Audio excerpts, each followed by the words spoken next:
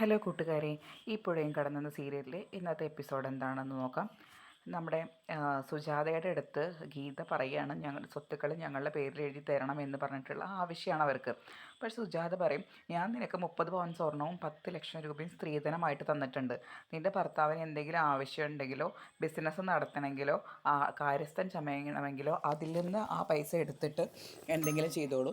അല്ലാതെ എൻ്റെ സ്വത്തോ എൻ്റെ ഒരു പിടി മണ്ണോ എൻ്റെ കയ്യിലുള്ള പൈസയോ കണ്ടിട്ട് നിങ്ങളാരും കിടന്ന് പ്ലാൻ ചെയ്യണ്ട എന്ന് പറയും. അപ്പോൾ അത് കേട്ടതോടുകൂടി നമ്മുടെ ഗീതയുടെ ഭർത്താവ് കള്ളു കുടിച്ചിട്ടുണ്ട്. അവൻ വന്നിട്ട് സുജാതയുടെ അടുത്ത് വഴക്കുണ്ടാക്കുകയാണ്. സുജാതേനെ അടിക്കാനോ ഓങ്ങയും വെട്ടുകത്തി എടുത്ത് വെട്ടാനോ ഓങ്ങയൊക്കെ ചെയ്യും. അപ്പോൾ സുജാതയ്ക്കാകെ പേടിയാവും. ഇതേ സമയം അയാൾ ഗീതേനെയും തള്ളിയിടുന്നുണ്ട് ഉപദ്രവിക്കാൻ നോക്കിയിട്ട്. അപ്പോൾ ഗീതേനെ സുജാത വന്ന് പിടിക്കുമ്പോൾ സുജാതയോട് ഗീത പറയുന്നുണ്ട്, എന്നെ തൊട്ട് പോരുത്, നിങ്ങൾ ഈ പൈസയും കെട്ടിപ്പിടിച്ചിരുന്നോ? എൻ്റെ ഭർത്താവ് എന്നെ ഉപദ്രവിക്കുന്നത് കണ്ടോ? എന്നെ ഒരു തരി മണ്ണ് പോലും വാരിയിട്ട് എന്നെ നോവിക്കാത്ത ഭർത്താവാണ് ഇപ്പോൾ ഇത് ചെയ്യുന്നത്. എല്ലാം ഈ സ്വത്തിൻ്റെ പേരിലാണെന്ന് പറഞ്ഞ് ഗീതയും സുജാതയുടെ അടുത്ത് ബഹളം വയ്ക്കുകയാണ്. എന്നിട്ട് അങ്ങനെ നിൽക്കുമ്പോഴാണ് ഗീതയുടെ ഭർത്താവ് ഒരു വെട്ടുകത്തി എടുത്ത് സുജാതയുടെ അടുത്തേക്ക് വെട്ടാൻ വേണ്ടി ഓടുക. അങ്ങനെ സുജാത ജീവനും കൊണ്ട് ആ വീട്ടിൽ നിന്ന് ഇറങ്ങി പറമ്പിലോട്ട് ഇറങ്ങി ഓടും. അപ്പോൾ പിന്നാലെ ഇവരും ഇറങ്ങി വരുന്നുണ്ട്. ഗീതയുടെ ഭർത്താവ് ഇറങ്ങി വരുന്നുണ്ട്. ഗീതയുടെ ഭർത്താവിനെ പിടിച്ചു നിർത്താൻ ശ്രമിക്കുകയാണ്. പക്ഷേ സുജാത അയ്യോ എന്നെ രക്ഷിക്കണേ എന്ന് പറഞ്ഞ് പറമ്പിലോട്ട് ഇറങ്ങി ഓടും. ഈ ഭർത്താവും പിന്നാലെ ഇറങ്ങി വരും. അങ്ങനെ സുജാത ഒരു മരത്തിൻ്റെ മറവിൽ ഒളിച്ച് നിൽക്കണം.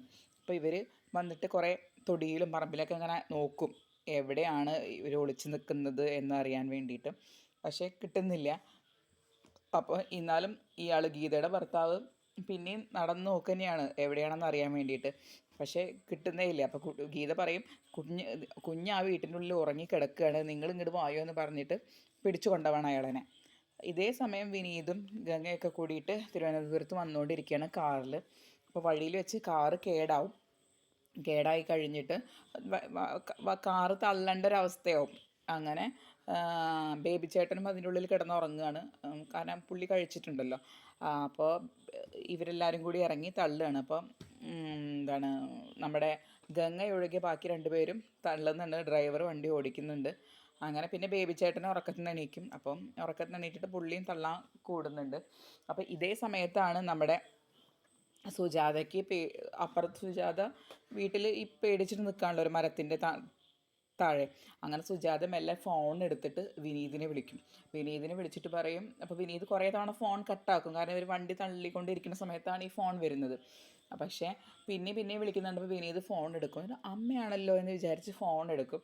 അപ്പം പറയും, മോനെ, എന്നെ ഗീതയുടെ ഭർത്താവ് കൊല്ലാൻ നോക്കി, വെട്ടുകത്തി എടുത്ത് എന്നെ കൊല്ലാൻ എൻ്റെ പിന്നാലെ ഓടി വന്നു, അവൻ എന്നെ ഉപദ്രവിക്കാൻ നോക്കുകയാണ്, അവൻ അത് പറയുന്നു ഇത് പറയുന്നു എന്നൊക്കെ പറഞ്ഞ് ഗീത അങ്ങനെ പറയുന്നുണ്ട്. പക്ഷേ മുഴുവനായിട്ട് ക്ലിയറായിട്ട് വിനീതിന് കേൾക്കുന്നില്ല. വിനീത് അപ്പോൾ അത് കേൾക്കാത്തതുകൊണ്ട് വിനീത് പറയും, അമ്മയ്ക്ക് തോന്നിയതാവും, ചേട്ടൻ ചിലപ്പോൾ കള്ളെങ്ങാനും കുടിച്ചിട്ട് മദ്യപിച്ച് കഴിഞ്ഞാൽ ചേട്ടൻ ചിലതൊക്കെ പറയാറില്ല, അങ്ങനെയായിരിക്കും. അപ്പോൾ ഈ മുഴുവൻ കേട്ടിട്ടില്ല കേട്ടോ വിനീത്. അപ്പോൾ സുജാത പറയും, അങ്ങനെയല്ല മോനെ, എന്നെ ഉപദ്രവിക്കാൻ വേണ്ടിയിട്ട്, ഈ സ്വത്ത് കിട്ടാൻ വേണ്ടിയിട്ടാണെന്നൊക്കെ സുജാത ഡീറ്റെയിൽ ആയിട്ട് പറയുന്നുണ്ട്. പക്ഷേ വിനീതിനൊന്നും ക്ലിയർ ആയിട്ട് മനസ്സിലാവുന്നില്ല. വിനീത് ഫോൺ കട്ട് ചെയ്യും. നാളെ വിളിക്കാമെന്ന് പറഞ്ഞ് വിനീത് ഫോൺ കട്ട് ചെയ്തിട്ട് വണ്ടി തള്ളുകയാണ്.